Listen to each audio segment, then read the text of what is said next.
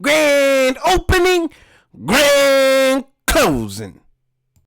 Welcome, my friends, my family, my fellow gamers. Your only friend these YouTube streets, Puerto77, and thank you for taking the time to check out this video. If you're new to the channel, hope you stick around. I hope you enjoy this content that you've been introduced to. If you do enjoy, like, subscribe, check out some of my previous content. They're very recent, and I think you'll enjoy them too. And also check out my podcast every Tuesday, 8:30 p.m. Eastern Time, 60 frames, no lag, where you're going to see the Baron get suplexed. Because I told him Baldur's Gate 3 was going to take Game of the Year, while he honestly thought Zelda was going to win it. But hey, you're just going to have to, and that's even if he bothers to show up, which I don't think he's going to get a show up. It's going to be bad for him. But the topic I want to talk about is the Game Awards. But hard to say, as much as Xbox fanboys, these concubines, are trying to push that 2024 is looking bad for PlayStation, and that is looking great for Xbox, the reality is actual games that I know I'm about to play and can play and know when I'm going to play them, PlayStation's the only ones delivering that. For you guys that have Xbox, what are you going to play? I preface with this. At the Game Awards, there were some nice announcements. Started out with this. Kojima, Jordan Peele, a horror game. Hey, of course people are confused. People are like, oh, what's it about? Is it a game? Listen, let Kojima cook. He's always trying to innovate. He's always trying to push boundaries. Let him cook. Kojima we trust. Sure, we don't got no gameplay, no nothing. But hey, at least you get an announcement that Xbox Studios is publishing his game. It's going to be a unique experience. Jordan Peele's involved. Let him cook. Then next, Marvel's Blade. When the rumor has it that Marvel's Blade was coming out, I was like, finally. Listen, I'm all about any publisher grabbing a Marvel IP. There's way too many IPs out there for just Sony to grab. No, let everybody cook, right? But do it properly. Don't do no cash grab. Don't do no games as a service. We want story-driven single-player narrative because we want these characters come to life. And that's what they're doing. Now, the developer that's handling it, Arcane Lion, their graphical art style, we'll see. But you know what? I'm not going to mention much about that other than I'm glad the IP is happening. I don't care who owned it. Microsoft got it. Fantastic. Gonna let them cook. Wait and see. But development just started. So this is going to be a while. You're talking 2027, 2028. Finally, Hellblade 2. They showed another trailer. It looked grittier. Graphics looks really good. If you've been following me for a long time, especially around the time this first game came out, if you haven't, go look in the archives. Go look in videos. Sort by oldest. You'll see that I was a big supporter, still a big supporter of Ninja Theory games and Hellblade. Love the game. Looking forward to this. But just like fashion, once again, all we got was 2024. Something we already knew. Microsoft already said 2024 release. The fact that we're only a few weeks away and they're still saying 2024 doesn't give me a bit of confidence. They should have announced a date. Especially, and this is where it gets crazy, when PlayStation side of the house giving us actual dates. Let's start off with right up the bat. DLC for Final Fantasy 16. I thought this was going to be a project for a while because when they announced that they started working on 2 DLCs, I thought that it was like brand new projects. No, they've been working on it for a while. And here's the first one. In fact, this first one right here came out yesterday, the very day of the awards. But you could get this DLC, the next chapter, for Final Fantasy 16 right now. I already bought mine. But it doesn't stop there. God of War. Free DLC. A new mode. An extension to the game. This will come out on the 12th. Now what's crazy is usually, unless it's Call of Duty, which came out October, there's nothing really, rarely do you get new stuff. Sometimes they might push a new game, right? I think Callisto Protocol was December, but for the most part, as the end of the year finalizes, you know, you just, perfect time for your backlog or to catch up on games and stuff, or if you're a Call of Duty gamer, you're probably heavy on Call of Duty. But this is a great surprise. You know, especially God of War's combat is fantastic. It's a roguelike type mode. And it's free. But don't stop there. Now, as much as people want to complain right here, remaster, the whole special edition that you have that has come with all these collectibles and stuff, sold out day one. Sold out day one. You could argue whether I'm tired of remasters, whatever. I done it. I made my points, but the bottom line is, people are gonna be playing this in January.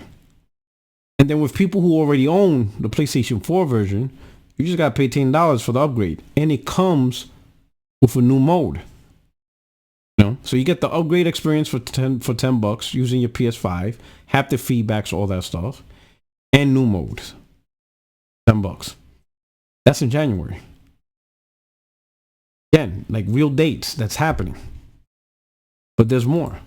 Obviously, PlayStation's always been home to JRPGs, or been one of the big platforms to put JRPGs.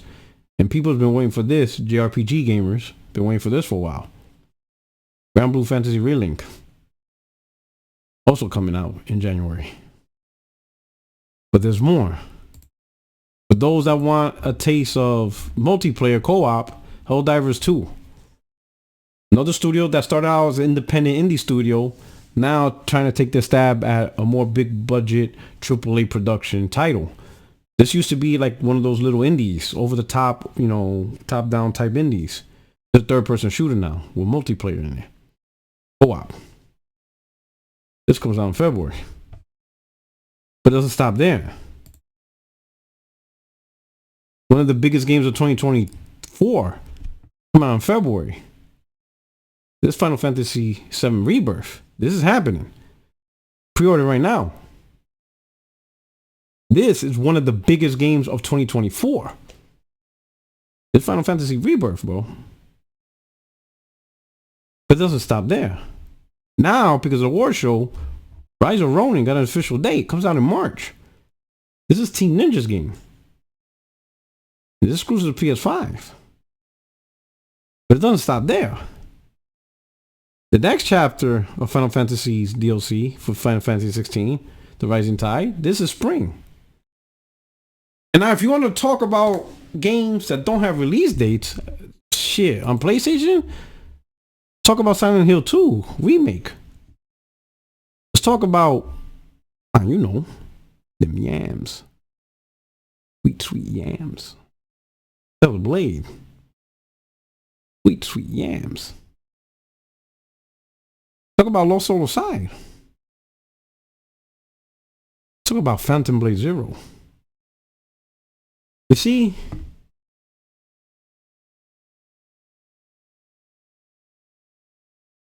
and I'm not even gonna bring up VR because this is just overkill. Let's not overdo it. Let's not over season the food here.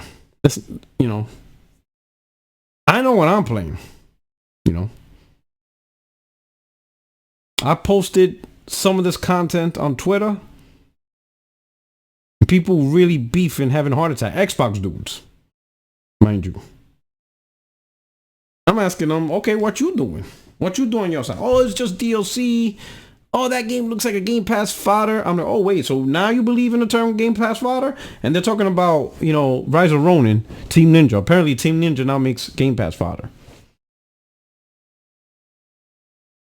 I'm sorry.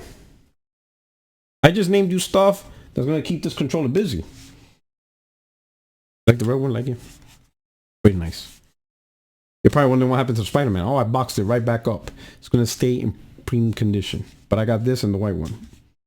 That's what you do. Those are the games that's gonna get this moving. You hear that noise?